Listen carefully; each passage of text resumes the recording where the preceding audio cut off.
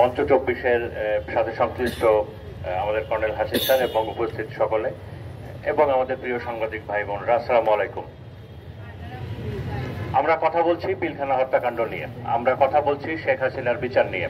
তবে সবার আগে আমি আমাদের সকলের প্রিয় নেতা বেগম খালেদা জিয়া, ম্যাডাম খালেদা জিয়া, তার সুস্বাস্থ্য কামনা করছি, তার জন্য দোয়া করছি এবং আমরা মনে প্রাণে চাচ্ছি যে তিনি যেন আরো কিছুদিন আমাদের সাথে থাকেন, বাংলাদেশের অভিভাবক হয়ে, বাংলাদেশের পথ প্রদর্শক হয়ে। এই আনস্টেবল বাংলাদেশ যতদিন না স্টেবল হচ্ছে, উনি যেন আমাদের সঙ্গে থাকেন। এই স্বাধীন কমিশন যে রিপোর্টটা দিয়েছে, এই স্বাধীন কমিশন, পিলখানা হত্যাকাণ্ডের কমিশনের যে চেয়ারম্যান ছিলেন, প্রধান ছিলেন, উনি নিজে বলেছেন যে এই রিপোর্টটা আনক্লাসিফাইড। তার মানে হলো এই রিপোর্টটা সর্বসাধারণের কাছে পৌঁছে দেওয়া যেতে পারে। এখানে এই রিপোর্টে সবার অ্যাক্সেস আছে। তাই যদি হয়, উনি তো রিপোর্টটা জমা দিয়েছেন, আমি স্বরাষ্ট্র মন্ত্রণালয় এবং আইন মন্ত্রণালয় সবাইকেই বলবো এই রিপোর্টটা আপনারা প্রকাশ করুন। এই রিপোর্টটা আমরা সবাই দেখতে চাই এবং এই রিপোর্টটা দেখার অধিকার আমাদের সবার আছে।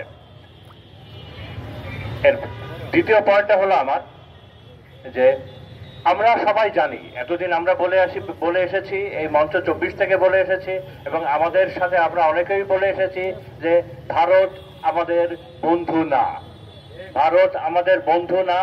এখন আমরা লিখিতভাবে তার একটা দালিলিক প্রমাণ পেয়ে গেলাম যে বাংলাদেশের স্বাধীনতার পরে আমাদের দেশের সার্বভৌমত্বের উপরে সব থেকে বড় যে আক্রমণ, সব থেকে করুণ যে আক্রমণ, সেটার অন্যতম পেছনের সংগঠক এবং ভূমিকা হলো ভারতের। তো এই বিষয়টা যেন আমরা ভুলে না যাই।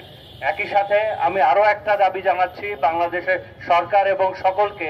আচ্ছা, এই মুহূর্তে ভারতের কতজন বাংলাদেশে চাকরি করে? বাংলাদেশের কতজন ভারতে চাকরি করে?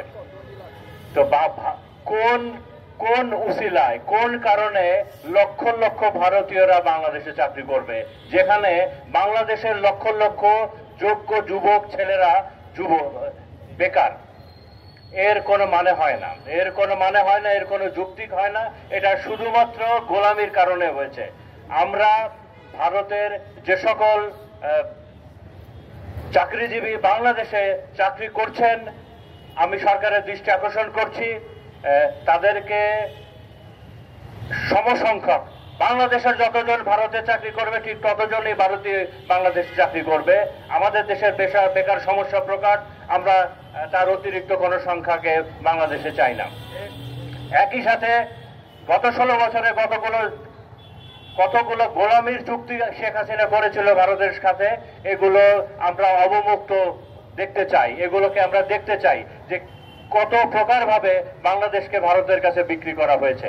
এখন তো আমরা দালিলিক প্রমাণ পেয়েছি যে ভারত আমাদের কত বড় বন্ধু। আবার পরের পয়েন্টটা হলো আওয়ামী লীগ নিয়ে। স্বাধীনতার পরে, মুক্তিযুদ্ধের পরে দেশের